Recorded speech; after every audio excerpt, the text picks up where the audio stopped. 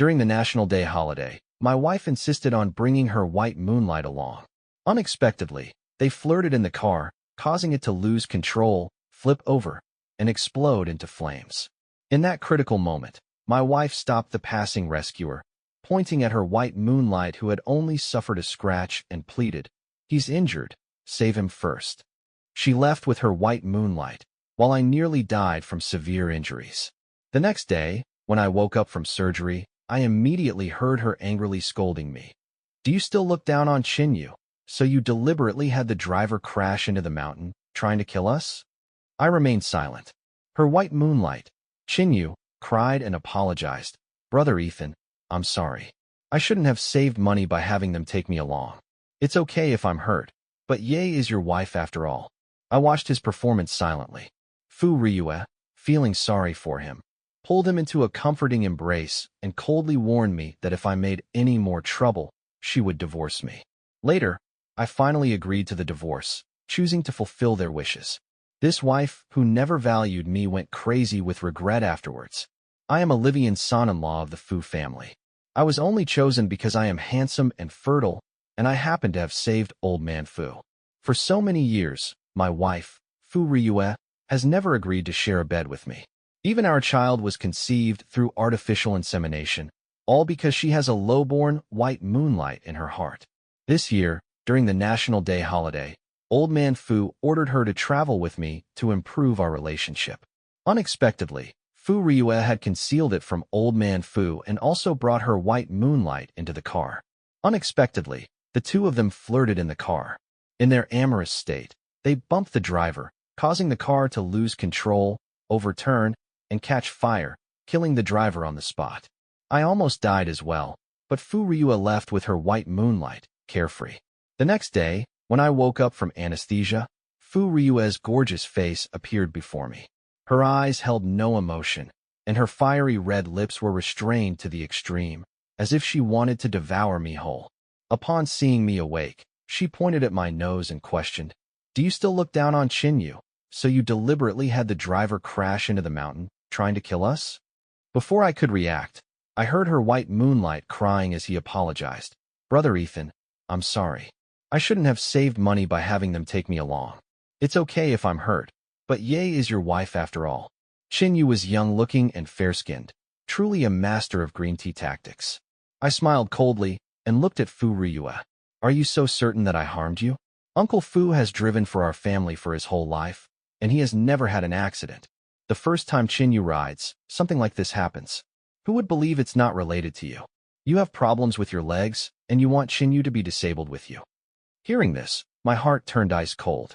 Years ago, when I saved your father, my legs became less agile than normal. Now this car accident was the last straw. Furthermore, she had been in the ward for so long and hadn't noticed the blood flowing from my wounds, nor had she asked about my physical condition. I was stunned, contemplating the meaning of these 8 years of marriage. Seeing that I didn't respond, Fu Ryue lost interest in insulting me. She grabbed her white moonlight's hand, left me with the words that if I made any more trouble, she would divorce me, and turned away without looking back. 2 minutes later, her voice message came. "For the sake of Chinyu pleading for you, I forgive you. Don't do it again." I didn't reply. She sent another message. "My parents like you very much. I don't want to fight with you, and I definitely don't want you to treat Chinyu as your enemy." Hearing her voice messages, my heart felt even more desolate. The doctor who came for rounds was my friend. Hearing what she said, he frowned impatiently. "Is Fu Ryue crazy? She doesn't care that you've had a car accident, and on top of that, she says these disgusting things to you. Does she think you aren't hurt enough? Does she even know what you've given up for her over the years?" My friend was the only one who knew everything about me and Fu Ryue. Seeing that my 8 years of effort had not been rewarded in any way, he frowned and comforted me. 8 years, Ethan. Are you really not going to let go? 8 years ago, I had just graduated with my master's degree and was at the peak of my career. Old Man Fu found me after the graduation ceremony, hoping that I would become Fu Ryue's husband. I agreed almost without thinking. It was because I had secretly loved Fu Ryue for 8 years, but she never knew. For Fu Ryue, I gave up a high-paying job to become a full-time husband. I loved her for 8 years without a single response. and in times of crisis, she always thought of her white moonlight. I chuckled mockingly and said nothing more. Silently, I pulled back the covers and went to handle the discharge procedures myself. My emotions had been too turbulent just now, and my original wound had started to reopen a bit. The pain almost made me pass out, but luckily a friend caught me in time, which also suddenly reminded me there was one promise I hadn't fulfilled yet. Later, can you help me send a taro snowball to the Fu family for my daughter? And don't say it's for me. I subconsciously instructed my friend. After all, my child seemed to inherently dislike me, her father. She was always a bit resistant to things I gave her, just like her mother. Sigh, you're so humble. You'll regret it one day. My friend nodded helplessly, sighed, and immediately went out to help me. Watching his back disappear, I finally turned on my phone. Fu Ryue had stopped sending me messages, probably assuming I had already calmed down. I saw people on my WeChat moments traveling all over the world. I suddenly remembered that this vacation we were originally supposed to go to Hong Kong Disneyland together, but now everything had changed. Scrolling down, there was a new post from Fu Ryue. She and Qinyu had already boarded the plane, and in the photo, she was holding Qinyu's hand with the caption, "After all these years, you're still my greatest preference. Believe me, one day I'll make you my real husband." Another photo showed the two of them kissing passionately, like a couple eloping. I laughed self-deprecatingly and sent Fu Ryue a message. "I agreed to the divorce you mentioned last time." Fu Ryue didn't reply to my message. Instead, she went crazy having fun for 7 days before coming back. Every day, I would see their updates on social media.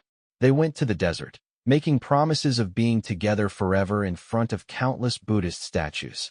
They also went to alpine meadows, embracing romantically beneath the sacred snow-capped mountains. All the passion and love that she hadn't given me, Fu Ryue gave to Qinyu. When she returned, Fu Ryue was beaming with a happy smile. Seeing my pale and sickly complexion, she frowned subconsciously, her smile immediately vanishing as she told me to take a bath first. I nodded faintly and walked right past her. When I came out of the bathroom, she was still sitting on the sofa with a few cheap souvenirs on the table. She gestured with her chin. "Here, these are for you.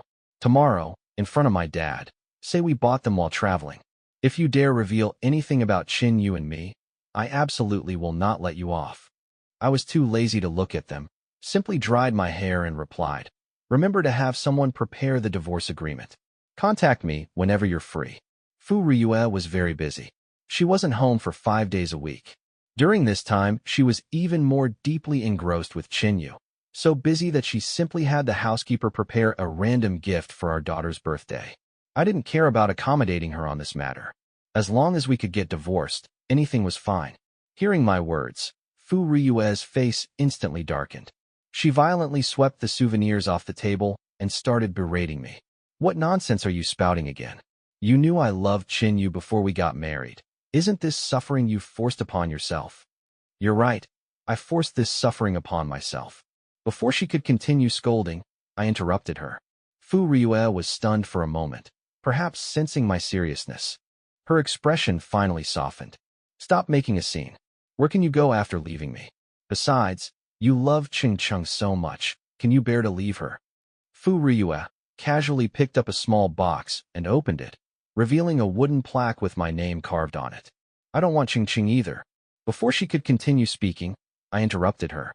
Fu Ryue was stunned for a moment, her eyes suddenly becoming bloodshot. Half a month ago, it was the Fu family banquet. Chung Chung didn't see Qinyu at the banquet and kept crying to me over the phone. "Daddy, why didn't you let Uncle Qinyu come and keep me company?"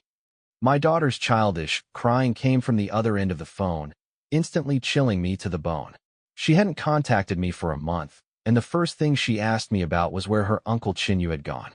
She was 6 years old this year, and she had never stayed by my side since she was a month old. Fu Ryue also rarely allowed her to interact with me, always having Qinyu handle everything. Fu Ryue was right. Qinyu was more like her mother than I was. In the end, it was only when I promised to buy her a Taurus snowball that she reluctantly stopped crying. Over the years, I've loved this daughter the most. When I discovered that she also loathed me just like her mother, I finally couldn't take it anymore. Hearing my words, Fu Ryue's expression turned rather ugly. "I never imagined even Chung Chung despises you this much."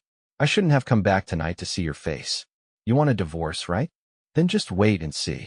After scolding me, she flung me away forcefully and stormed out, slamming the door. Looking at the tightly closed door, for the first time, I didn't try to compromise and seek reconciliation. In 8 years of marriage, I was always the one who sought reconciliation after every conflict. But this time, I was truly tired. Fu Ryua didn't come back for several days. On the 4th day, her call came. Fu Ryua seemed not to have calmed down. Her tone was cold and indifferent. My parents want us to come home for a meal. Get to the Fu family's old residence within half an hour. Before I could say anything, she hung up. Helpless, I could only hang up and immediately rush to the Fu family's old residence. When I arrived, I found a picture of a happy family gathering. Chinyu was sitting in the seat that should have been mine, carefully holding Chung Chung, who was wiping tears from her eyes and hugging a small toy, obviously enjoying it immensely. And Fu Ryue was bending over, ladling soup, a smile I hadn't seen in a long time gracing her face. Suddenly, I didn't want to go in. They looked like a real family. Young master. That's when the old residence's maid spotted me, and in an instant, everyone's eyes turned to me. Old Master Fu shook his head in resignation, seemingly accepting the scene. I pretended to be relaxed and said with a forced smile, "Isn't there already a son-in-law here? Why call me back?" For a moment, nobody spoke. My eyes met Fu Ryue's. I smiled at her with contempt. "Miss Fu doesn't want a divorce. Did you discover that you've fallen in love with me and can't bear to divorce?" Hearing this, Fu Ryue's brows furrowed deeply. "Can you stop acting like a lunatic?" I retorted without hesitation. "You're the one acting like a lunatic." Fu Ryue was furious and shouted, "If you dare embarrass me today, I dare to divorce you tomorrow, believe it or not. No need for you to go to any trouble. Let's get divorced today." I took out the divorce agreement and threw it at Fu Ryue. Her face darkened, and she said through clenched teeth, "Think carefully. If you get a divorce, I won't give you custody of Chung Chung." She knew that in recent years, I was most worried about Chung Chung. At this point, she could only threaten me with him. Unfortunately, her plan was in vain. I glanced at Chung Chung, who was crying loudly in Qinyu's arms, and for the first time, I felt no guilt towards him. "Whatever. I don't want you or my daughter." As soon as I finished speaking, Fu Ryue flipped the table and I, in front of them all, chuckled lightly, turned around and left, as calm as if nothing had happened. The events didn't happen all that suddenly. It was just that no one had expected that a person who had always been meek and had loved Fu Ryue and their daughter more than himself would one day want nothing. There was a strange silence in the old residence for a few seconds, until Chung Chung belatedly let out a piercing scream. Then old Master Fu finally reacted, rushing over to hug the child and comfort her. He accused me. "What are you doing, saying those things to a child? Acting like this, you're not fit to be a father." Old Master Fu was trembling with anger, raising his hand to slap me, but I grabbed his hand faster. Looking at him, I said word by word, "Back then, you told me to marry Fu Ryue, and I married her. I took the child too. But what about you? Did you ever treat me like family? You keep saying you like me. It was just because you wanted me to be your nanny. I gave up my bright future, putting up with your family's anger. Did you think I am some sort of cheap person?" For the first time in 8 years, I rebelled against old Master Fu and Fu Ryue. For a moment, they were speechless. "It's all your fault for pushing me to this point," I said coldly. Finally, everyone was completely silent. With a mocking smile, I said to Fu Ryue, "Since you want to be cheap, then go ahead and continue being cheap. Being with a little gold digger, that's a perfect match for you." After saying that, I didn't care about their pale faces and turned to leave. For 8 years, I had endured a lot. In the end, I was left with nothing. Even my child said she didn't want me. So, from now on, I have nothing to miss. I walked out of the Fu family's gate. As I was about to start the car, Fu Ryue chased after me. I stole my heart and stepped on the gas. This marriage, I truly must end. After returning home, I started packing my luggage. I threw away what needed to be discarded, but some things remained that made it difficult for me. Among them were some things I had secretly kept, all related to Fu Ryue. Fu Ryue was the first woman who ever made my heart flutter. My family's financial situation wasn't good. You could say it was worlds apart from hers. I had always looked up to her silently, never imagining that such a young lady would ever condescend to interact with me. After I was bullied by my classmates again, Fu Ryue was like a divine soldier who descended from the heavens, driving away those thugs. At that time, I was emaciated and looked like a monkey. She just looked at me with disgust and told me to fight back against them. I carefully hugged my school bag and told her that my family was in debt and that they disliked me, so they bullied me every day. After listening, Fu Ryue frowned her beautiful brows and casually asked, "How much do you owe?" 10,000. TCH, that's just my monthly allowance. I thought it was a lot. Fu Ryue very readily paid off my debt and told me to take care of myself. After that, I fell madly in love with her. I studied hard and always worked part-time during my spare time, winning all sorts of scholarships. I finally saved up 10,000 and gave it to Fu Ryue. I was about to confess my feelings when I found that Qin Yu was already by her side. I thought there would be no more interaction between us until I met her father, and then by some strange twist of fate, I married the woman I loved. Now that I think about it, it was all a doomed relationship. It's better to end it sooner. Those 8 years were after all me climbing above my station. It was all wishful thinking on my part. In the end, I couldn't bear to throw them away. I put those things in the most conspicuous place in the living room.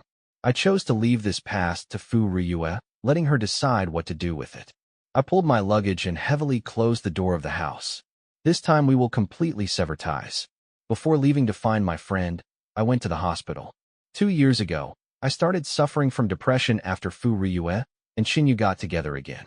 It got to the point where I needed to take medication to maintain my mental state. The doctor held the report, and his brows were furrowed as if they could pinch a mosquito to death. "Ethan, your condition is getting worse and worse." "Is that so? I think I'm doing quite well." Seeing my negative attitude, the doctor didn't say anything in the end. He just silently wrote me a new prescription. When I wanted to get my medicine, I ran into the person I least wanted to see. Qin Yu was holding medicine in one hand and looking at Fu Ryue's bandaged hand with heartache. He blinked innocently when he saw me.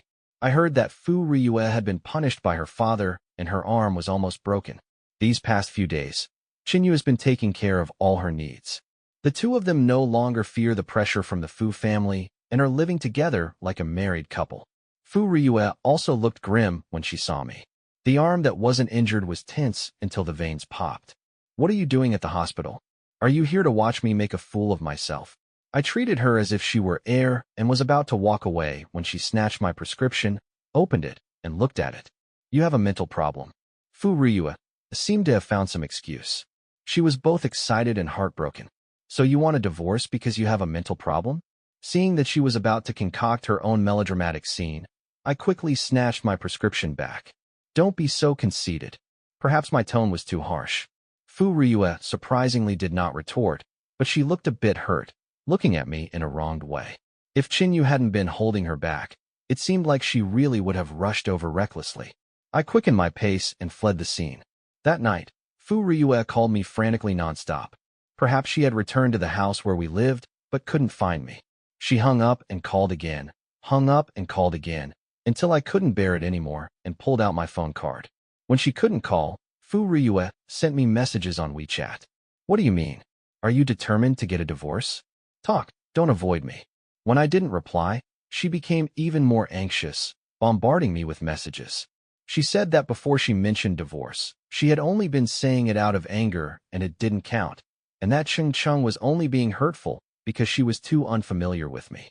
I thought about it and just replied with one sentence. "These next 3 days, I will be waiting for you at the entrance of the Civil Affairs Bureau." After saying that, I sent her a huge red exclamation mark.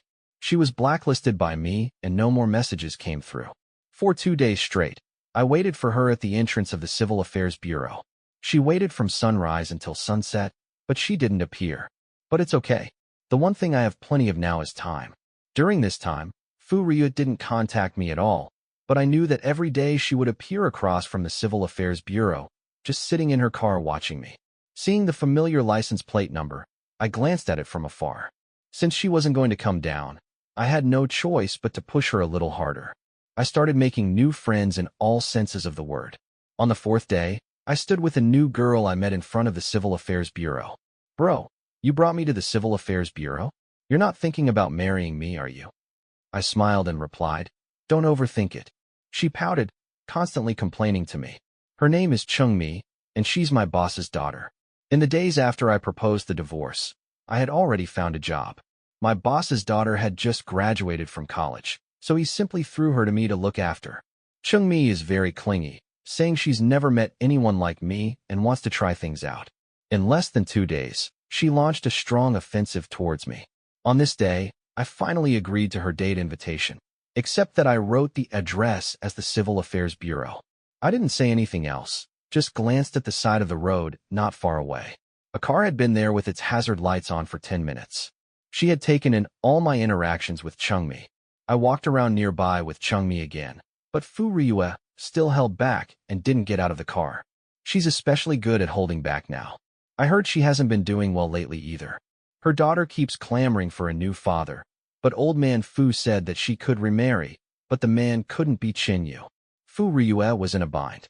She hasn't been home recently, and even Chin-yu has come to me asking where Fu Ryue is. No one knows what she's thinking, only that she's like a neurotic, moody, and unpredictable. We just kept at it until one day I finally received a WeChat message from Fu Ryue telling me to come out and handle the divorce agreement. The address she chose was a coffee shop, the same place where I first repaid her the money, our first reunion. When I arrived, Fu Ryue was looking at documents. She looked at me several times, signaling me to sit down and wait a moment. About 10 minutes later, she finally hung up the phone. From what she said just now, the person on the other end was probably Chin-yu. The two of them must have had some kind of conflict. They sounded hostile. "Did you bring the divorce agreement?" I also put down my phone and adopted a businesslike tone. Fu Ryue withdrew her gaze and threw a divorce agreement onto the table. I didn't even bother to read it carefully. I just flipped to the last page, ready to sign. "Are you in such a hurry? You haven't even looked at the agreement. Aren't you afraid I'll cheat you? I don't seem to have anything worth your cheating. I don't have any property or funds, and I'm returning all of these things to Fu Ryue without any complaints." Fu Ryue didn't speak anymore, but at the moment when I was about to happily sign, she blocked it with her hand. "You're in such a hurry to divorce me. Is it because you've fallen for that woman named Chung-mi?" Her face was a little gloomy. "Actually, you had an affair during the marriage too, right? For her, you don't even want your child." I had just caught a glimpse of the corner of the agreement where it clearly stated that custody of the child belonged to Fu Ryue. As the biological father, I could not visit the child without permission. I didn't care, but there were some things I had to sort out. "Do you think everyone is like you, enjoying affairs during marriage?" I looked at her mockingly, not giving her any face. "You love doing that kind of thing, but I don't. I won't be dominated by so-called instincts. It's shameful to say, but after so many years of marriage, I'm still a virgin. I've only ever loved her in this life. Since she didn't want to share a bed with me, I didn't look for anyone else." Fu Ryue didn't expect that I really hadn't done that kind of thing. After a long time, she gritted her teeth and said as if bestowing a favor, "So, you blame me for not wanting to do that kind of thing with you, right? Then let's go to a hotel right now." "No need." I decisively rejected her invitation. After all, Fu Ryue, I no longer aroused my interest. "What do you mean? I'm offering myself on a silver platter, and you don't even want it." Fu Ryue became furious with shame and immediately threw all the evidence of how I had loved her over the years back at me. "After being my lapdog for so many years, now you can finally get what you want. Why don't you want it?" I gave her a fake smile. "Fu Ryue, you're making yourself look very cheap." Fu Ryue was arrogant and conceited, and she couldn't stand anyone saying that about her. Just when I thought she would tell me to get lost in a fit of anger, she miraculously held back. She just coldly sneered and tore up the divorce agreement. "I have other things to attend to.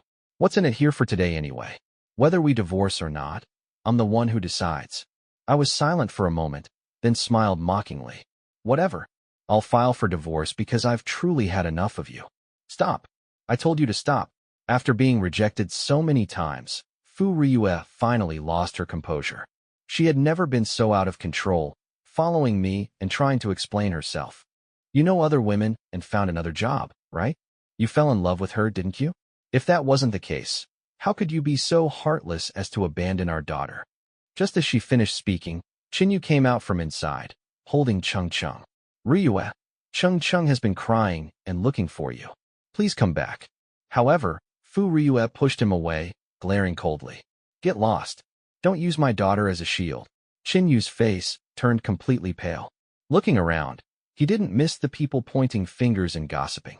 Ryue, please don't treat me like this, okay? Get lost. Quickly send the child back, otherwise don't blame me for exposing what you did a few years ago. Hearing this, Qin Yu's face turned even paler. Ryue, please don't tell your dad. I did everything just to be with you. Qin Yu put Chung Chung down and, disregarding everything else, knelt down and grabbed Fu Ryue. I was stunned, the world spinning around me. 8 years ago, the day before my graduation ceremony, I saved old Master Fu from being hit by a car. That's how he noticed me and chose me as his son-in-law. But for so many years, I never knew that Qin Yu was the one who drove the car, trying to hit old Master Fu, just so he could be with Fu Ryue. It turns out that after all these years, I'm still trapped in their web. My legs, which I almost lost twice, were all thanks to Qin Yu. I closed my eyes in pain and silently put my phone away. Fortunately, when I was negotiating with Fu Ryue, I recorded everything she said, and the recording had been running ever since. Looking at the two still entangled, I took one last look at Chung Chung. I quietly said goodbye and strode away, leaving behind the nightmare of the past few years. After going back home, I sent the recording to old Master Fu. He was furious and immediately sent people to beat Qin Yu, almost crippling him, before handing him over to the police. At the same time, he ordered Fu Ryue that I have completed the requested edits for the first part of your article, replacing the protagonist's name with Ethan, correcting any spelling or grammatical errors, and ensuring the text flows smoothly. I am ready for the next chapter whenever you are. Please send it when you are ready to continue. If she continued to be involved with Qin Yu, she would be stripped of her inheritance rights. I was tending to my plants at home when I heard about all of this. I had been working from home these past few days. Chungmi was far too persistent, as if trying to confirm something, and she had been pestering me. But she knew how to get along with people. These past few days she had maintained a good balance and hadn't made me feel repelled. On the contrary, when I was busy, I would ask her to take care of my plants. As for Fu Ryue, she always sent me some ambiguous messages, which I rejected. I had already begun planning for the divorce proceedings. These past few days, I have been adjusting my mental health issues, and gradually, I no longer need to take the medicine prescribed by the doctor to calm down. If I hadn't met Fu Ryue at the entrance when I came back today, I would be even happier. If you don't come back, I might have called the police. Her eyes were red-rimmed. She must not have rested for a long time and had also lost some weight. What are you acting so sentimental for? I looked at her mockingly, using the words she once said to me, cutting off all the people I wanted to connect with. Now, hearing these words, Fu Ryue's eyes finally reddened. I think she must have tormented herself for a long time. She definitely wouldn't have had an easy time, just like me these past few years, being terrified of losing her, worrying, and being unable to sleep every day. Fu Ryue became anxious, grabbing my hand and anxiously saying, I've thought about it for a long time, and I've realized I can't live without you. I'm sorry for everything these past few days. Let's start over. I promise I won't be so foolish again. She said that she reflected on many things and finally understood why I had wanted a divorce. She had finally realized that she loved me. You don't know, fool you. I looked around the dilapidated staircase and asked her, Do you not recognize where this is? Fu Ryue looked around blankly, and when she saw a certain graffiti on the corner, her eyes instantly turned red. This was where I lived when I was young. Back then, I was being chased by debt collectors, and she suddenly appeared, helped me pay off all the money, and then sat on the broken stairs, constantly comforting me. She said, Don't cry. You're a big man, and you can't be so weak. Seeing that I wasn't talking, she picked up a crayon that a child had dropped in the corner and drew a smiley face on the wall. Her youthful smile beamed at me, saying, Look, that's better. I finally smiled through my tears. For almost 10 years, I have never forgotten that scene. But now the smiling girl is gradually turning into a repulsive figure, and no matter how much I deceive myself, I have to admit that everything has changed. Fu Ryue recalled the past, her eyes reddening in silence. I know. It's all my fault. Give me one more chance. Okay, Ethan? Just as we were at a standstill, Chungmi suddenly appeared at the turn of the stairs holding a bouquet of flowers. Brother Ethan, why is your ex-wife here again? You're too popular. Chungmi's tone was affectionate as she deliberately bypassed Fu Ryue and came to my side. Before I could speak, Fu Ryue slapped Chungmi in the face. Is it you, you little bitch, who seduced my husband? Old hag, who are you calling a little bitch? Watch your mouth. Chungmi wasn't one to back down, and she returned a slap to Fu Ryue. Several neighbors had already heard the noise and stood in their doorways. Seeing that someone was yelling about calling the police, I quickly stopped them. Stop fighting. Looking for an opportunity, I suddenly stood in front of Chungmi. Fu Ryue raised her hand, looking at me in disbelief. You're still protecting her? Yes, I admitted it decisively. The problems between us shouldn't involve others, and even less should hurt others. She gritted her teeth and resentfully lowered her fist. She bent down, picked up the yellowed photo, and left angrily. For several days in a row, Fu Ryue didn't come looking for me. Chungmi stood beside me giggling, and said that she heard from others that Fu Ryue had used her connections to get Qinyu sentenced to life imprisonment, and that they would never see each other again. The ill-fated relationship between her and Qinyu had lasted for years. She used to be completely submissive to Qinyu's sweet-talking, but she never expected her bedmate to be so vicious, wanted to harm me, and also her own father. Fu Ryue is actually a very kind person. Otherwise, she wouldn't have saved me before. She's just ruthless towards me now. After waiting for several days, there was finally new information about Fu Ryue. She asked me to come back for dinner today, just her and Chung Chung. When I returned to the place we used to share, Chung Chung was playing with toys in a sullen mood, while Fu Ryue was busy in the kitchen, wearing an apron. Just looking at the scene, it was the image I had fantasized about a long, long time ago. But I never expected that when this scene was realized, it would actually be a farewell. Seeing me come over, Fu Ryue put down her apron and called out, gesturing for Chung Chung to speak as well. But Chung Chung pouted, refusing to say a word. Blood is thicker than water, and although I don't force it, it doesn't mean I won't be sad. Fu Ryue frowned, but at my signal, she closed her mouth and went back to the kitchen to continue cooking. A table full of dishes was quickly cooked, and when Fu Ryue brought them all out, Chung Chung still refused to speak. Fu Ryue lost her patience and scolded her. Fu Chung, do you have any manners? Is this how you treat your mom and dad? I don't have a dad. Grandma said my dad didn't want me from the moment I was born. She's not my dad. Give me back Uncle Qinyu. I want Uncle. She kept complaining, repeating the thoughts that the Fu family had instilled in her. Chung Chung said that it was me who didn't want her. For so many years, besides her grandparents, only Uncle Qinyu had been good to her. She even said that Fu Ryue and I were both bad guys, bringing her into the world and then not wanting her. I calmed down for a moment, looked at Chung Cheng's crying face, and said calmly, You're right. Qinyu is indeed your father. Hearing this, Chung Chung stopped crying. Fu Ryue stood up abruptly, looking at me in a flustered panic. How did you know? I put down my chopsticks. The table full of fragrant and delicious dishes had made me lose all appetite. It wasn't actually hard to guess. Qinyu didn't look like me. Her eyes were exactly the same as Qinyu's. Besides, back then, Fu Ryue loved Qinyu to death. So how could you be willing to use my sperm for IVF to give birth to my child? I looked at you and said my final explanation to Chung Chung. I did not want you. If you don't acknowledge me as your father, it doesn't matter, because I'm not your father in the first place. After saying that, I turned around and walked out the door. Fu Ryue wanted to chase me, but Chung Chung held her back tightly, and she could only watch me walk further and further away.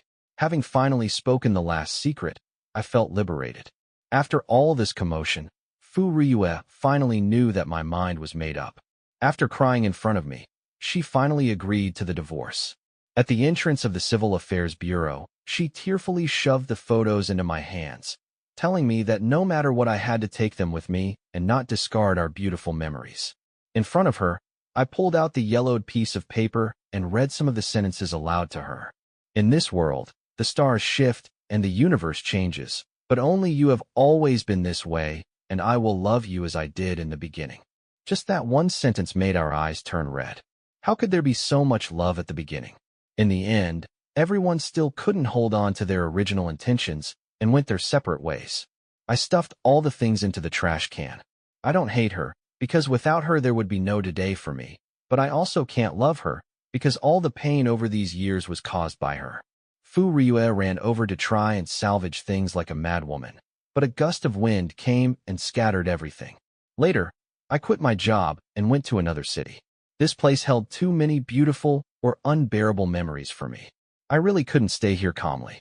In the divorce agreement, Fu Ryue gave me quite a bit of property. I used some of that money to hire a specialist to manage it for me, so I wouldn't have to worry about financial matters anymore. When I boarded the plane to another city, I looked at the land beneath my feet and finally felt relaxed. Looking away, I glanced to the side and saw a familiar face, Chungmi. I frowned.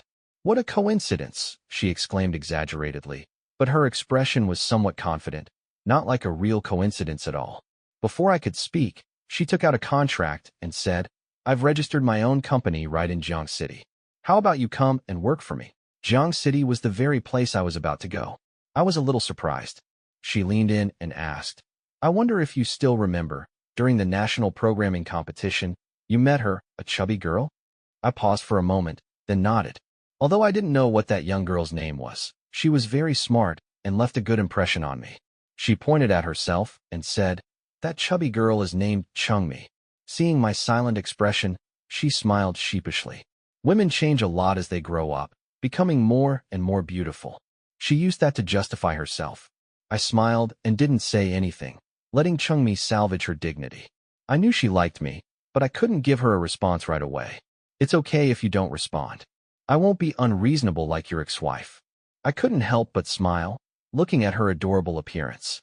I just hoped this wasn't a doomed relationship. Later, Chungmi and I went to Disneyland, fulfilling a childhood fairy tale dream of mine. Her company allowed for flexible work hours, and I also used that time to travel throughout the vast land of my country. The scenery I had always wanted to see was now all under my feet. Although my legs weren't as nimble anymore because of saving Grandpa Fu in the car accident, but it didn't matter. Now I had rediscovered myself. After returning from another island trip, I took the initiative to propose to Chungmi. She was surprised and very happy. I was also a little nervous. I told her, "I will work hard to become a person worthy of you. I hope you will give me a little more time."